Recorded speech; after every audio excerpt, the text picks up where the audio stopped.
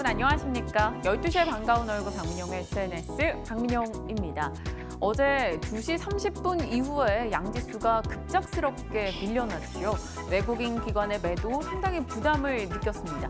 오늘 장도 지금 이 시각까지는 비교적 양호하게 진행이 되고 있는데 언제 또 그렇게 장 후반에 낙폭을 키울지 몰라 다소 불안하기도 합니다. 미중 무역전쟁 불확실성 여전하고요. 밤사이 나스닥 지수가 좀 크게 흔들리면서 국내 IT 종목들의 부진도 오늘 좀 돋보입니다. 어제 이어서 삼성전자, SK하이닉스, LG전자 이들 종목들 모두 다 내려가고 있는 상황인데요. 이럴 때에서도 일부 종목들, 네이처셀, 완성차 업체들 이런 올라가는 종목들을 보고 있으면 괜한 박탈감도 느껴집니다. 하지만 그럴수록 멘탈 관리하면서 포트 전략을 세워봐야겠죠. 12시에 실전 매매, 11시 50분을 시작하며 여러분에게 인사드리고 있습니다. 오늘도 이 종목과 포트에 대한 전략 가지고 찾아뵙네요. 자, 다양한 이야기 담았으니까요. 지금부터 함께 하시죠.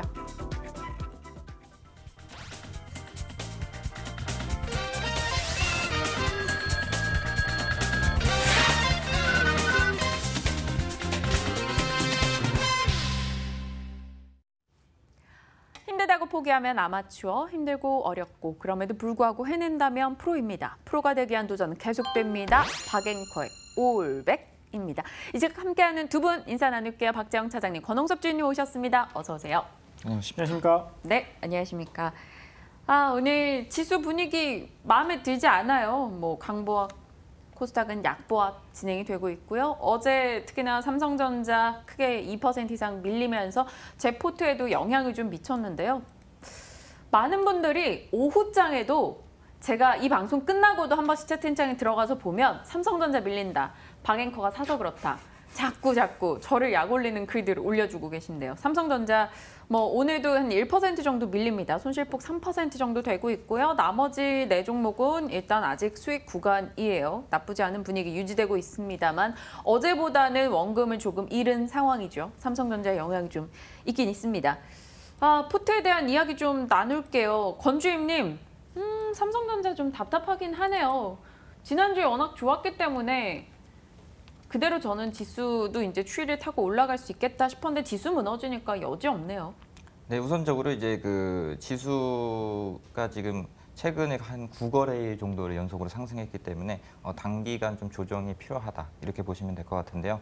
다음 주 이제 선물 옵션 동시 만기도 있고 어느 정도 지수장을 기대를 했지만 최근 들어서 이제 일본 이제 간사이 공항 폐쇄라든지 그런 부분에서 이제 반도체 관련된 수급, 그러니까는 소재라든지 그런 부분들을 조달하기가 좀 어렵게 됐기 때문에 그런 부분에서 반도체 삼성전자와 SK하이닉스가 약간 좀 못 미치는 그런 부분들이 나타나고 있는 것 같습니다. 따라서 이제 지수는 이제 당연히 이제 스트레스 좀 테스트를 하면서 조금 조정을 받고 다음 주 정도는 다시 한번 이제 올라갈 가능성이 있기 때문에 일단은 지수나 삼성전자 입장에서는 일단은 보유하는 관점이 좋아 보이고요. 그러나 우리 포트폴리오에서는 조금 좀 느릿느릿하게 움직이니까 좀 다른 종목으로 교체하는 것도 괜찮아 보입니다. 알겠습니다. 권주임께서는 지속적으로 삼성전자와 바이오리더스를 좀 팔아보자라고 이야기를 하셨는데 어제 팔았으면 2%라도 수익을 지킬 수 있었나 이런 생각도 살짝 들기는 해요. 어제 샀으면 하는 건 또 박 차장님의 자동차주인 것 같아요. 현대차 가네요. 잘 가네요. 이럴 줄 누가 알았겠어요. 사실 현대차가 이렇게 4% 오를지 누가 알았겠습니까? 저도 현대차 가지고 오면서 그런 생각을 했어요. 이게 긴가민가하다 이런 생각을 했어요. 자동차에 대한 의견은 다들 그럴 거예요.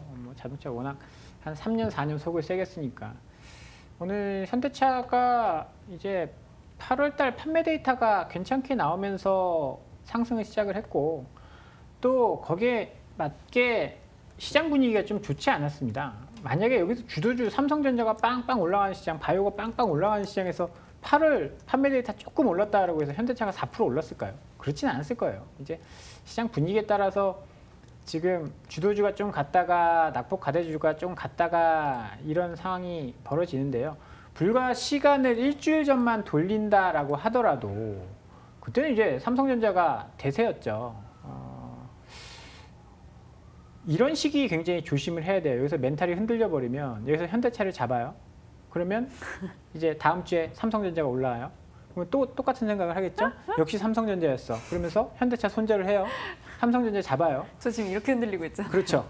이런 실수를 개인들이 계속하기 때문에 문제가 되는 거고요. 삼성전자 뭐 악재가 터졌나요? 아니요. 변한 건 아무것도 없어요. 이제 글로벌 정세가 약간 변했죠. 이제 8월 말까지 캐나다랑 미국이랑 나프타 협상을 할 거라고 막 그렇게 생각을 했었는데 그게 좀 딜레이 됐고 신흥국이 이제 좀 흔들리다 보니까 또 이제 신흥국에서 돈이 빠져나가는 뭐 안전자산으로 돈이 넘어가는 이제 그런 현상이 나타났는데 계속되진 않을 거예요. 그러면 결국은 실적 좋고 밸류에이션 싼 종목이 올라간다라고 보면 삼성전자 그렇게 걱정할 필요 없을 것 같고요. 물론 이제 그렇다고 해서 무조건 계속 들고 가자라는 건 아니고 우리가 처음에 뭐 어느 정도 이탈을 하면 제외를 하자 이런 생각을 가지고 들어갔던 점만 좀 지켜간다면 지금은 뭐 사실 우리가 트레이딩으로 삼성전자 샀다가 현대차 샀다가 삼성전자로 단타치고 현대차로 단타치고 그럴 시점은 아니다라고 저는 생각을 좀 하고 있습니다. 12시에 이렇게 포트를 열어놓고 직접 화면으로 매수를 보여주면서 삼성전자로 단타치는 모습을 보여드리고 싶지는 않아요. 그건 분명한 것 같아요. 하지만 지수 전체를 좀 끌고 가는 종목이다 보니까 확연하게 이 종목이 흔들리는 건 그다지 다른 종목에도 좋은 영향을 미치는 것 같지는 않습니다. 오늘 그 얘기도 해볼까요? 권주임님, 대북특사단, 남북 경협주 오늘 철도나 조림 이런 종목들이 출발부터 해서 상당히 좋았었거든요. 네. 어떻습니까? 남북 경협주에 대해서는 권주임님 핸들레베이터 얘기를 해주시긴 했습니다만 전체적인 이슈 측면에서 한 번 더 들여다볼까요? 우선적으로 이제 어저께 대북특사 파견된 이후에 이제 10시 40분에 이제 거기에 대한 보고를 하면서 브리핑을 했었는데요. 생각보다 이제 조금 기대감만큼 내용이 되게 좀 좋지 않았다. 예, 만약에 그러니까 우리가 생각했던 거는 뭐 비핵화를 하고 어느 정도 좀 세부적으로 뭐 개발이라든지 그런 부분들이 나왔으면 좋았지만 그런 부분들이 약간 조금 이제 기대감만큼 나오지 않았기 때문에 장 초반에 오름세를 약간 좀 반납을 하면서 다시 한번 좀 밀리는 흐름들이 나오고 있습니다. 근데 이제 남북경협주 관련돼서 이제 현대 엘리베이를 추천드린 이유가 뭐냐면 그나마 이제 안정적이고 그리고 이제 실질적으로 북한과 관련해서 SOC 관련된 사업권을 실질적으로 가지고 있기 때문에 그런 부분에서 실질적으로는 이 회사가 가장 큰 수혜주가 될 것이다 이렇게 보시는 게 맞고요. 최근에 오늘 아침에 대호 AA라는 그 철도 관련주가 이제 거래가 정지가 됐습니다. 분식 회계 혐의가 있다고 하는데 그런 부분에 있어서 그런 그 남북 경협주를 하실 때도 약간 좀 그래도 그나마 대형주나 아니면 중형주 이 정도로 해가지고 재무 건설성이 좋은 그런 종목들을 좀 택하셔서 하시는 것이 바람직하다 보여지고 있고요. 일단은 뭐 이제 9월 9일 구구절 이후에 다음 주 정도에 한번 또 남북 경협주 관련된 소식들이 나올 것 같습니다. 일단은 조정을 줄 때 매수를 하고 그리고 올라가면 뉴스가 나오기 전에 파는 그런 전략이 좋아 보이기 때문에 다음 주에 만약에 또 하락이 나온다면 한 번 더 이제 매수 타이밍을 잡아서 그때 또 소개를 해드리도록 하겠습니다. 알겠습니다. 남북 경협주들도 많이 궁금해하셨을 것 같아서 살짝 언급을 나눠봤습니다. 오늘 현재 포트 분위기는 사실 좋진 않습니다. 왜냐하면 현재 포트에 있는 종목 5개 중에 3개는 하락하고 있고 2종목은 보합권. 수익 잡아놓은 게 있어서 5종목 중에 하나 빼고 모두 수익 구간이긴 합니다만 수익 금액으로 쳤을 때는 코나이 제외하고는 그다지 크지 않은 상황이죠. 포트에 대한 고민을 하면서 두 남자의 종목으로 곧장 이어가겠습니다. 박정우 차장님, 권홍섭 대리님 두 분의 종목 열어보겠습니다. 박 차장님은 멀티캠퍼스 그리고 원익테라세미콘, 권 대리님은 덕산네오룩스, 메탈엑스 두 종목입니다. 멀티캠퍼스 먼저 얘기 나눌까요, 박 차장님? 네, 멀티캠퍼스는 얼마 전에 소개를 좀 드렸었죠. 네, 맞아요. 삼성 쪽에 교육 쪽 BPO 사업을 하는 업체입니다. 교육이 굉장히 중요한데요. 특히 삼성 같은 경우에는 인적 자산을 좀 많이 중요시해요. 교육을 굉장히 강조를 하고 그래서 멀티캠퍼스 같은 경우에는 삼성 SDS가 지분을 50% 정도 가지고 있습니다. 삼성그룹 하면 삼성 SDS 하면 물류 BPO 사업하는 그러니까 삼성에서 물류를 아웃소싱하는 사업 회사로 알고 있잖아요. 그 밑에 있는 멀티캠퍼스는 교육 쪽에 아웃소싱을 하고 있습니다. 이 교육 사업이 굉장히 중요한데 또 하기도 까다로워요. 그래서 이쪽을 하려면 인력도 많이 좀 갖춰야 되고 인프라도 갖춰야 되는데 그러다 보니까 일반 기업들이 하기가 좀 껄끄럽죠. 그래서 에라 모르겠다 그러고 외주를 많이 줍니다. 근데 외주 아무한테나 줄 수 없잖아요. 삼성과 연관되어 있는 삼성 교육을 담당하는 이런 멀티 캠퍼스를 많이 이용한다는 거죠. 저희 회사도 아마 멀티 캠퍼스 이용을 하고 있는 걸로 알고 있습니다. 이쪽이 굉장히 커질 수밖에 없는 게요. 지금 캡티브 시장이라고 할 수 있는 삼성의 연간 교육 예산이 2천억이라고 합니다. 그런데 멀티 캠퍼스가 캡티브향 매출이 800억 정도거든요. 그러면 이런 부분들은 많이 커질 수 있다는 거예요. 뭐 삼성생명이라는 삼성화재 설계사 교육들도 이쪽에서 하고 교육 사업들도 하고 있습니다. 작년 4월 달에 탭스 시험을 이제 멀티 캠퍼스에서 주관을 하거든요. 올해는 온기로 실적이 반영이 될 거고요. 임원들 대상으로 하는 삼성그룹의 임원들 대상으로 하는 오픽스라는 이제 커뮤니케이션 외국어 커뮤니케이션 관련된 교육 시험 이런 것들이 있습니다. 이런 것들도 최근에 매출이 많이 확장이 되고 있는 그런 상황이거든요. 멀티 캠퍼스 교육 쪽 분야에 굉장히 강자라고 볼 수 있어요. 뭐 우리가 메가스터디나 메가스터디 교육이 있잖아요. 그거는 일반 입시생들이나 수험생들이나 또 뭐라 그러죠? 뭐 고시생 이런 쪽 대상으로 하는 거고 일반 기업 기업체 직원들 대상으로 하는 쪽은 멀티 캠퍼스가 가장 앞서 나가 있는 회사다라고 보시면 될 것 같습니다. 최근에 주가도 굉장히 잘 나가고 있는데요. 주가 많이 올랐죠. 실적도 개선이 되고 있고 최근에 배당도 많이 느린다라고 하면서 주가가 올라가고 있는데요.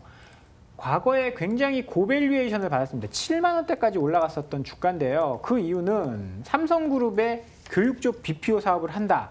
이거 고밸류에이션을 받을 만한 충분한 이유가 됐는데 최근에 이제 지주사 이런 쪽에서 비핵심 계열사 뭐 매각이라든지 이런 뉴스들이 나오면서 주가가 많이 하락을 했는데 최근에는 그런 부분들이 많이 이제 해소가 되고 주가가 턴어라운드하는 초입 구간이다라는 측면에서 관심 있게 볼 수 있을 만한 그런 종목이다라고 생각을 해서 한 번 더 오늘 소개를 드리도록 하겠습니다. 최근에 외국인 수급도 꾸준하게 유입되고 있는 멀티 캠퍼스입니다.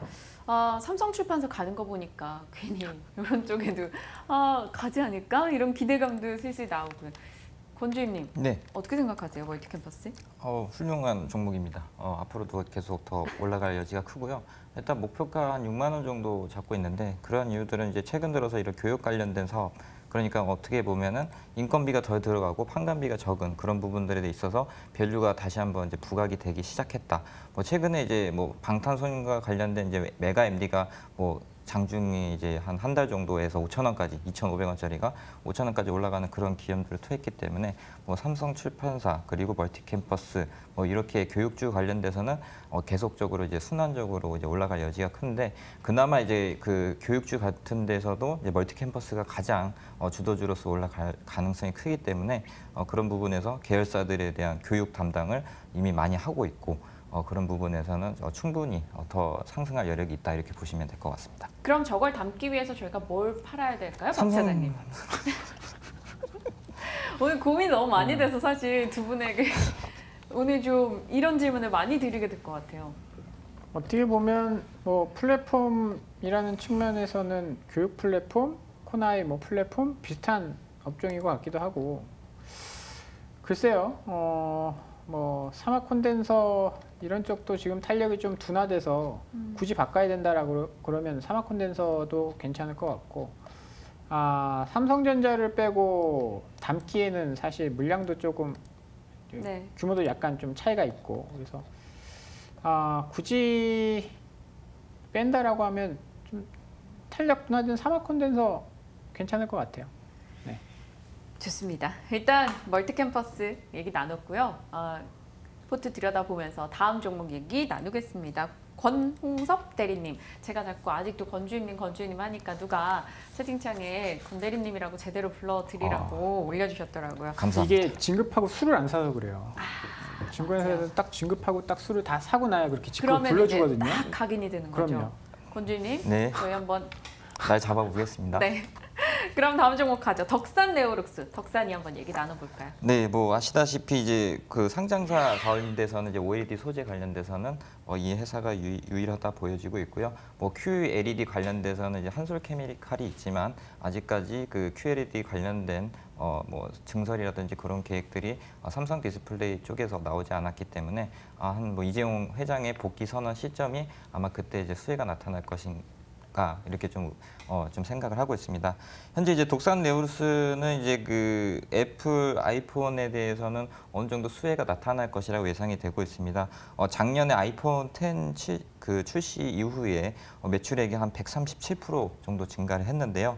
일단 거기에 대해서 이제 뭐 향후에는 아이폰 10에 대한 실적 부진이 나타나서 주가도 따라서 같이 하락을 했지만 요번에 이제 아이폰에 대한 판매량에 대해서는 어느 정도 애플의 입장에서도 자신 있게 좀 나온 상황이라서 거기에 대해서 지금 현재 주가가 박스권을 돌파하지 못하고 아무래도 그 저점을 다지면서 이제 올라갈 흐름들이 나타나고 있다 이렇게 보시면 될 것 같습니다. 현재 그 아이폰 OLED 탑재율이 지금 뭐 두 종류 같은 경우에는 이제 100% 네. OLED로 들어가기 때문에 그런 부분에서 소재 쪽에 대한 어떻게 보면 수혜가 나타날 것이라 예상이 되고 있고요. OLED 관련돼서는 이제 삼성 디스플레이가 아이폰에 거의 전량을 납품을 하고 있기 때문에 삼성 디스플레이 향 OLED 가동률 상승으로 인해서 이 동사에 수혜가 나타날 것이다 이렇게 보시면 될 것 같습니다. 최근 들어서는 이제 그 OLED 관련된 TV들이 뭐 이제 대형화가 되고 있는데요. 그렇게 돼버리면은 뭐 현재 뭐 핸드폰, 스마트폰에 대해서 OLED 침투율이 뭐 계속적으로 상승하고 있는 수혜, 그리고 앞으로 이제 대형 TV, 그러니까 LCD 패널이 아닌 이제 OLED TV에 대한 그 소재에 대해서 수혜가 굉장히 가파르게 나타날 수 있기 때문에 그런 부분에서 관심 있게 봐야 된다 이렇게 보시면 될 것 같고요. 뭐 차트 흐름상으로도 지금 현재 딱 그 지금 고점 돌파를 하려는 지금 모습들이 나타나고 있습니다.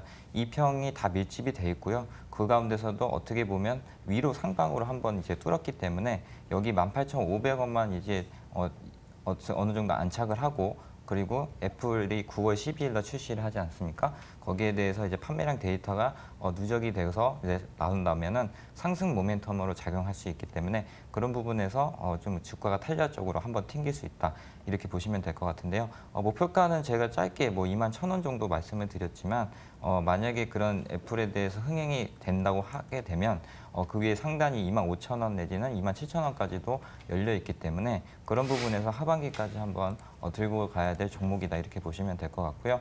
최근에 이제 수급상으로도 굉장히 뭐 좋습니다. 이제 개인들 이제 매수세가 이제 약간 있었지만은 뭐 기관이나 이제 투신 그리고 연기금 이런 부분들이 이렇게 들어와 주는 모습을 보면 아마 이제 9월 12일을 기점으로 해서 어떻게 보면 주가를 한번 부양하려는 그런 수급들이 나타날 여지가 있기 때문에 한번 관심 있게 봐야 되지 않을까 해서 한번 가져왔습니다. OLED 쪽에서 뭐 저희 일전에 박 차장님 실리콘웍스도 얘기 나오지 않았었나요? 실리콘웍스와 이 덕산 네오룩스를 좀 비교했을 때 본다면? 약간 결이 다르죠. 덕산 네오룩스는 소재 쪽이고요. 실리콘웍스는 이제 어떻게 보면 설계 쪽이에요. 뭔가 만드는 애들은 아니고 설계만 해서 이렇게 만들어주세요. 팹리스 업체라고 하죠. 조금 달라요. 그런데 이쪽에 분위기가 좋다 보니까 뭐 소재도 오르고 설계도 오르고 장비도 오르고 부품도 오르고 하고 있는 거예요. 뭐 제가 다음 종목으로 소개해드릴 게 원익 테라세미콘인데 이쪽도 마찬가지입니다. 지금 분위기가 조금 돌아 나오고 있어요. 왜 돌아 나오고 있느냐? 분명히 좋아지는 것도 있겠지만 시장이 그렇다는 거예요. 주도하던 애들이 사실 좀 죽었고 죽어있던 애들이 주도하는 애들이 죽으면 그 돈이 어디로 가요?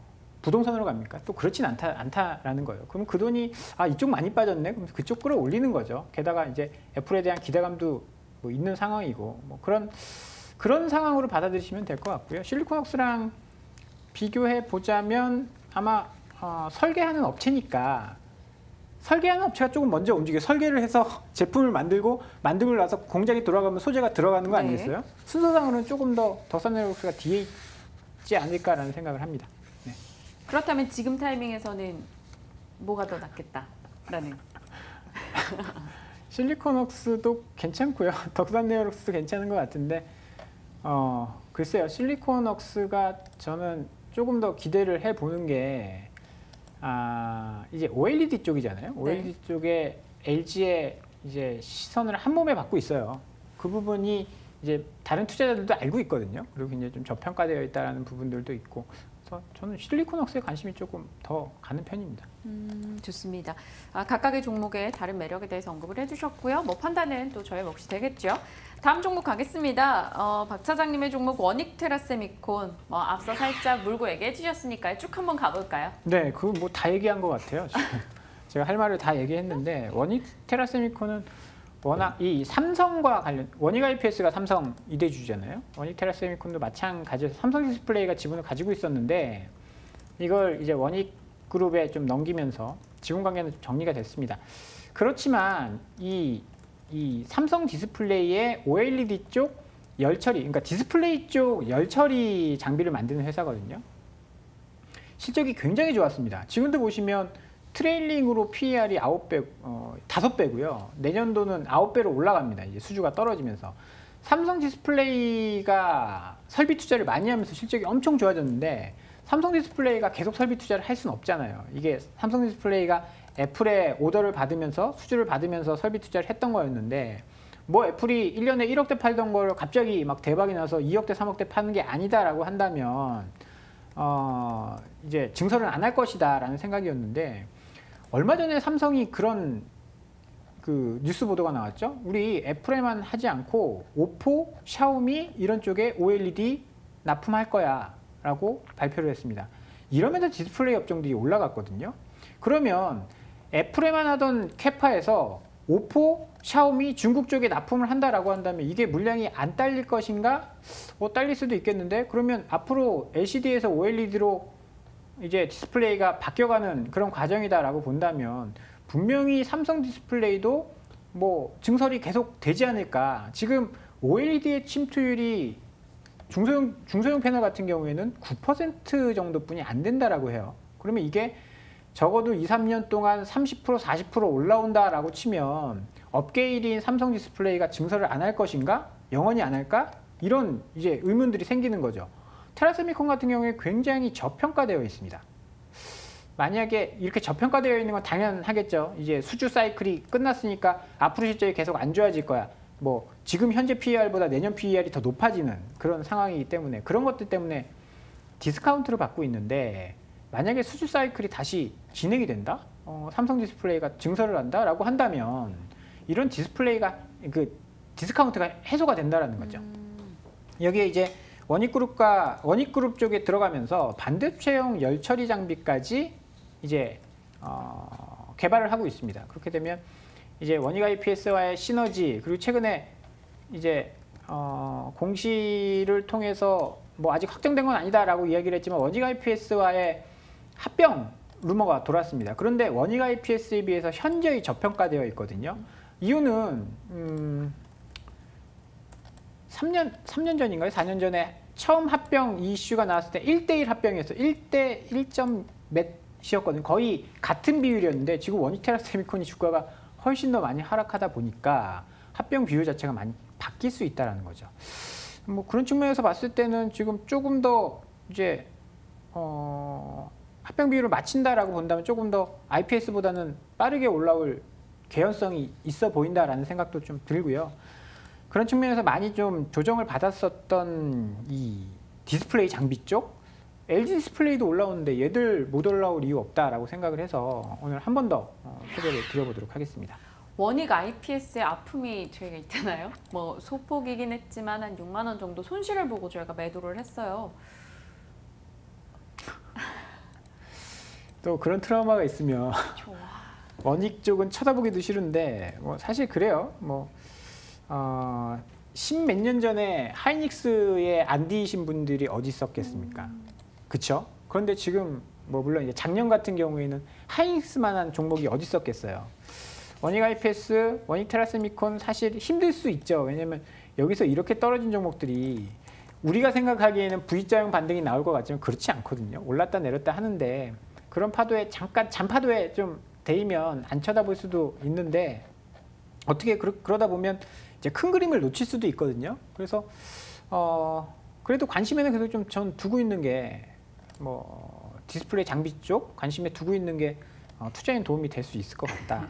선택은 이제 우리 박 앵커의 몫이지만 관심 좀 갖고 있는 게 좋을 것 같다라고 네. 생각을 하고 있습니다. 아르민님께서 우리는 지난주의 드라마잖아요. 10년 전의 드라마가 아닌 그 언급을 해주셨는데 뭐 어찌됐건 근데 원익 IPS 저는 그렇게 크게 뭐 상처는 아니에요. 왜냐하면 손실폭을 많이 줄인 채 일단 매도를 했었고 그걸 바꾸고 산 종목 나름 양호하게 진행이 되고 있고요. 코스모신 소재도 괜찮게 뭐 2.4%지만 뭐 수익 구간이라는 점 괜찮아요. 전 괜찮습니다, 여러분. 괜찮아요. 자꾸 얘기해 우리. 건주임님의 종목으로 곧장 가볼게요. 메타랩스. 들어본 것도 같고 뭐 하는 회사예요? 이 회사는 원래 이제 그 의류 쪽으로 중저가용 이제 의류 쪽으로 이제 있었던 회사인데 최근 들어서 이제 발빠르게 이제 제약바이오 쪽으로 M&A를 하다 보니까 그에 따라서 거기에 대한 기대감으로 주가도 많이 상승을 하고 있는 것 같습니다. 일단 이 회사는 이제 그 세계 1위 모바일 이식 업체인 그 모제림이라는 회사를 인수를 했는데요. 그 올해 1월달에 인수를 마쳤습니다. 거의 한 지분 한 80% 정도 갖고 왔는데 이 모제림이라는 회사가 뭐냐면 이제 세계 1위의 모바일 이식 의료기관이고요. 거기에 대해서 전 세계 200여 개의 뷰티 헬스 클리닉을 운영 중에 있습니다. 중국만 하더라도 한 7조 원대 그 탈모 시장이 있다고 해서 이 회사도 역시 거기에 진출을 하는 상황이고요. 또한 이제 최근 들어서는 여성과 관련된 탈모에 대한 그 이슈가 계속적으로 나타나기 때문에 그런 미용 시장에서도 급성장할 것이라는 기대감이 있다고 보여집니다. 따라서 이제 그 어떻게 보면 이제 모바일과 관련된 부분에서는 이 회사가 한번 관심 있게 봐야 되지 않나 이렇게 싶기도 하고요. 줄기세포 업체도 최근에 100% 인수를 했습니다. 한 200억 원대로 해가지고 지난 5월 28일 날 인수를 했는데요. 일단 줄기세포가 관련된 연구를 개발하는 기업인 NCL 바이오라는 회사를 인수를 했습니다. 뭐 화장품, 뭐 신장병 치료제, 발모 치료제 이런 부분들을 개발하고 있는데요. 이 회사가 지금 영위하고 있는 모바일 쪽에 대한 시너지를 어느 정도 어떻게 확보를 할 수 있다 이렇게 보시면 될 것 같고요. 최근에 이 회사에서는 이제 기능성 펩타이드를 기반한 기능성 화장품인 3020 펩타이드를 출시를 했습니다. 물론 이제 화장품에 대해서는 계속적으로 이제 마케팅이라든지 그런 부분에서 론칭을 해야 되는데 아직까지는 이제 그 회사 M&A 과정 그리고 조금 그런 마케팅 부분에 대한 인력 부족 때문에 아직까지는 광고를 하지 않고 있지만 향후나 뭐 내년 정도 되면 그런 그 그런 그 기능성 화장품에 대해서는 이슈가 한 번 더 발생할 여지가 있기 때문에 그런 부분에서 한번 관심 있게 봐야 된다 이렇게 보고 있고요. 마지막으로 이제 그 데이팅 앱에 대해서 이 회사가 또 회사를 갖고 있습니다. 뭐 하는 거냐면은 국내 1위의 아만다 소개팅 앱이라고 있는데요. 그 회사를 아무나 만나지 않는다. 네.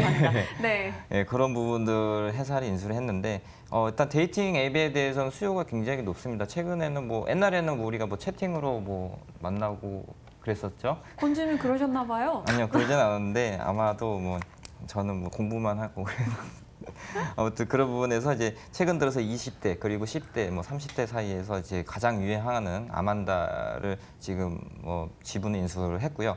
또 국내 5위의 데이팅 앱인 너랑 나랑까지도 인수를 했습니다. 그런 부분으로 봤을 때 일단 그 데이팅 앱에 대한 플랫폼 비즈니스를 확보를 해놨고요.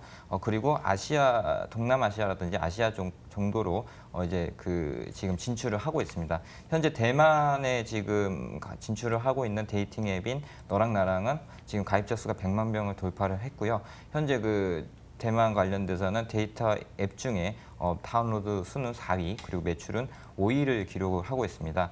뭐 미국의 뭐 경쟁사라고 하진 않지만 미국과 그 비교를 하자면 미국에 있는 그 매치 그룹에 대한 시총은 한 13조 원대로 그런 좀 크게 시장이 있는데 아직까지는 우리나라나 뭐 그 아시아 쪽에는 이런 앱에 대한 수요가 어떻게 보면 폭발적으로 지금 증가는 하고 있지만 굉장히 미미하다고 보기 때문에 지금 현재가 성장의 초기 단계가 아닌가 이렇게 보여지기 때문에 한번 관심 있게 봐야 된다 이렇게 보시면 될 것 같고요.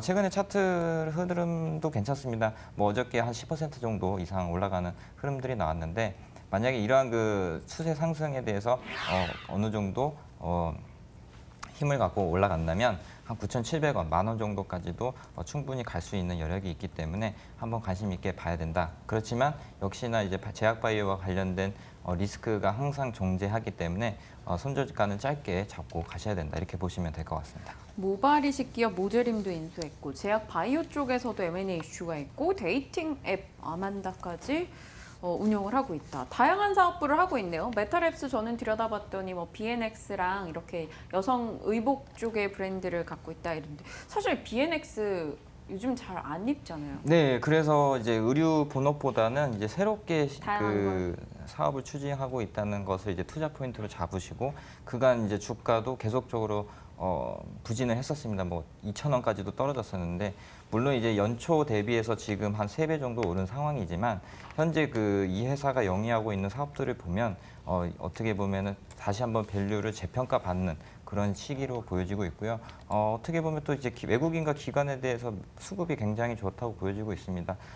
비교할 건 아니지만 GMP의 경우에도 초창기에 이렇게 조금 사업 다변화를 하면서 좀 진통을 겪으면서 현재는 이제 10,000원을 네. 넘는 그런 수준까지 올라갔기 때문에 메타랩스 또한 그런 회사 구조 조정을 하고 새로운 신사업에 대한 기대감으로써 올라갈 여력이 크다 이렇게 보시면 될 것 같습니다. 참 어려운 것 같아요. 다양한 사업을 하는 회사 같은 경우는 본업이 안 돼서 하는 건가? 아니면 본업 잘 됐는데 신사업을 확보하기 위해서 하는 건가? 요 기점, 요 판단을 좀 잘 해야 되는 것 같은데 일단 권 대리님께서는 메타랩스에 대해서 이제 긍정적 측면에서 언급을 주셨습니다. 어제 10%나 급등을 했는데요. 박 차장님 어떻게 보세요? 좀 박 차장님 눈동자가 권 주임님 얘기할 때 막 왔다 갔다 하셔서 뭔가 열심히 생각을 하고 계신 것 같았거든요. 데이팅 앱을 한다니까. 추억이 그렇네요. 있으신가요? 제가 이제 주식하면 항상 그 회사의 제품이 뭔지 써보거든요. 써볼 수 NC소프트가 게임을 했을 때 뭐 게임도 이제 해봤고 그래서 야 이거 하려면 데이팅 앱을 한번 깔아봐야 되나 이런 생각을 잠깐 했고요. 최근에 굉장히 핫하게 움직였었죠. 핫하게 움직였었는데 새로운 사업이 있었네요. 기존의 의류 사업 말고 신사업에 대한 기대감인데 주가가 굉장히 많이 올랐어요. 저는 이거 뭔데 이렇게 오르나 그래서 좀 보고 있었는데 저도 이제 궁금하긴 했는데 이제 선뜻 이제 뭐 손은 안 갔는데 네. 이런 신사업이 있었다라는 것에는 좀 매력적인 것 같네요. 어제 주가 흐름도 참 이쁘게 잘 만들어 놓은 것 같아요. 뭐 신사업 잘 되면 기대를 해봐도 좋을 것 같습니다. 좋습니다. 각각 두 분의 종목들 얘기를 나눠봤어요.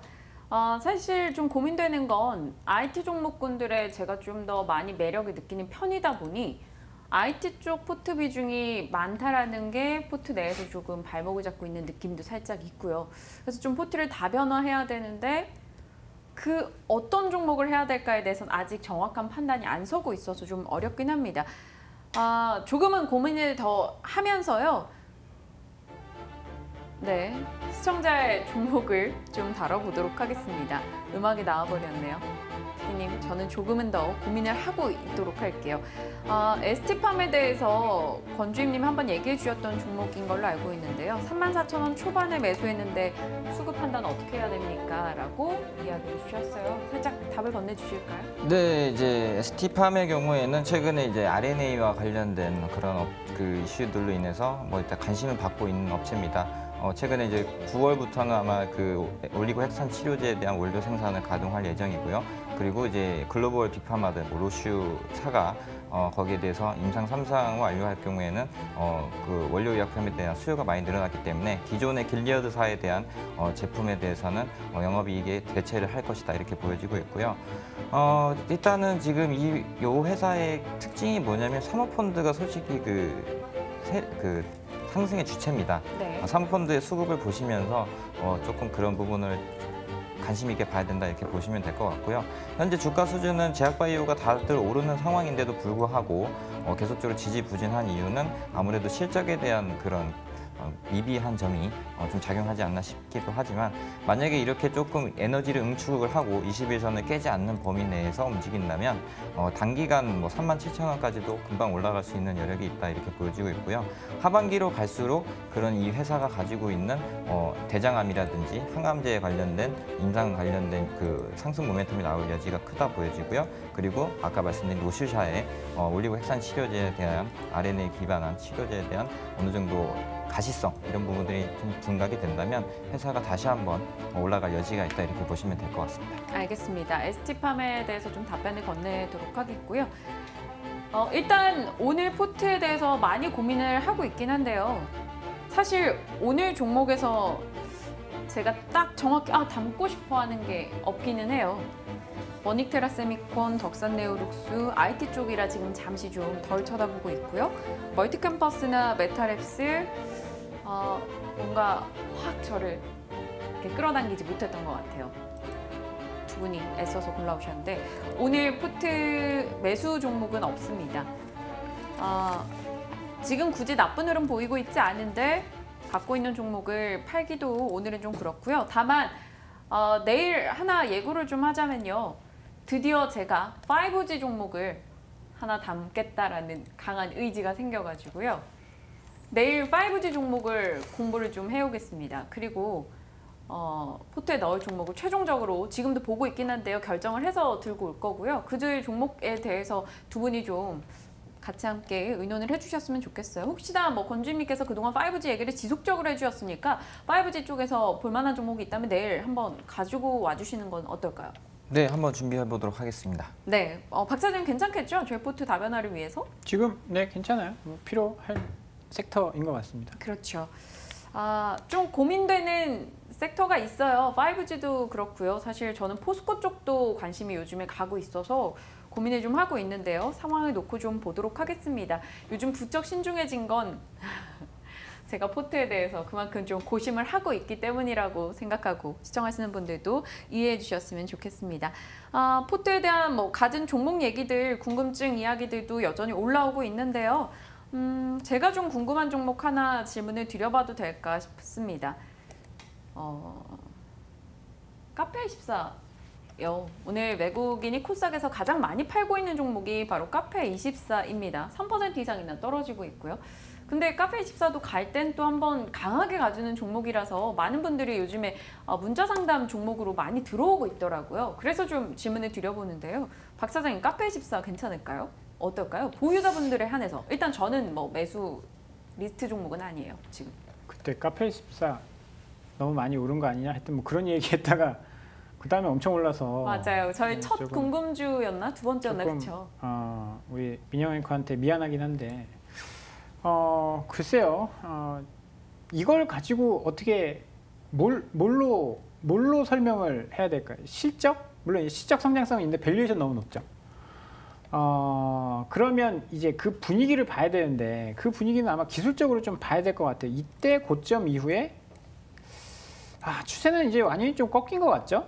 물론 이제 이러다가도 쭉 올라가는 경우가 있는데 이런 종목들은 그때도 비슷한 말씀을 드렸듯이 빠질 때 사는 건 아닙니다. 오를 때 사야 된다라고. 분위기 탈 때요? 그렇죠.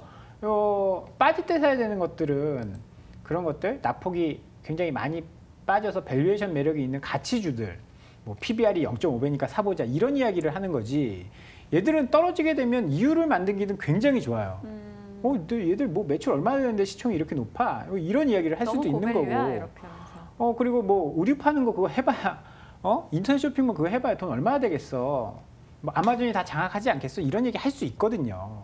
사실 이런 얘기 하면 그렇지만 잘 모른다라는 거예요. 이유를. 그러면 결국은 이 추세를 따라서 매매하는 게 조금 더 매매하기 쉬운 방법이 될 수 있다라는 말씀 정도만 드리고요. 지금은 약간 좀 꺾인 것 같아서 조금 더 비싸게 주고 사더라도 올라갈 때 사는 게 좋을 것 같고요. 보유하고 계신 분들이다라고 하면 일단 타이밍이 온 것 같아요. 이평선이 밀집이 됐죠. 그동안은 이제 신규 상장에서 이평선이 없다가 이평선이 밀집되고 외국인이 계속 사다가 이게 꺾인다? 그러면서 하향 이탈한다? 그럼 외국인이 언제까지나 사줄 거라고 보장할 수는 없거든요. 거래 터지면서 밀리면 조금 조심은 하셔야 되는 구간입니다. 알겠습니다. 카페24 궁금해하시는 분들이 많았어서 오늘 언급을 드렸고요. 스튜디오 드래곤도 좀 짚어볼게요. 오늘 결정 좀 빨리 했더니 시간 여유가 있어서 이런 또 흥미가 있네요. 권주임님, 스튜디오 드래곤도 미스터 선샤인 잘 되니까 관심은 많은데 정작 주가는 그 과거 도깨비 때처럼 그렇게 활활 타오르지 않아요. 전혀. 많이 빠졌고 외국인이 오늘 이 종목도 매도하고 있습니다. 스튜디오 드래곤 관심 가는 분들이라면? 우선적으로 최근 이제 종목별 그 대차거래 좀 보자면은 지금 현재 이 회사가 상장 이후에 최고의 공매도 잔고를 갖고 있습니다. 한 1,116억 정도 올라가고 있는데 아마 이런 추세는 조금 꺾이지는 않을 것 같습니다. 왜냐하면 차트 흐름상 지금 박스권을 횡보를 하려는 지금 움직임이 생겼기 때문에 아무래도 이평이 밀집을 할 때까지, 그러니까 121선이 보통 한 이제 영업일수로는 121선이 이제 거의 한 30일씩 한 4개월, 5개월 되겠죠. 5개월 정도 이제 계속적으로 6개월 정도 쉴 가능성이 크기 때문에 지금 시점에서는 뭐 장기간 투자 관점에서는 뭐 사는 것도 나쁘지는 않겠지만 일단은 미션이 어느 정도 이제 흥행이 거의 다 소진이 됐고 다른 이제 상승 모멘텀이 생기지 않으면 아무래도 박스권 횡보, 상단 12만 원, 하단 뭐 9만 5천 원 이 정도로 횡보할 가능성이 있기 때문에 만약에 9만 5천 원 되면은 박스권 매매를 이용해서 한번 해보는 것도 괜찮다 보여지고 있고요. 현재 뭐 수급상으로도 현재 뭐 개인만 계속적으로 사고 있고 기관은 이제 거의 다 이제 매수를 했던 것들이 연기금의 포트폴리오 조정으로 인해서 조금 이제 빠지는 게 아닌가 싶습니다. 네.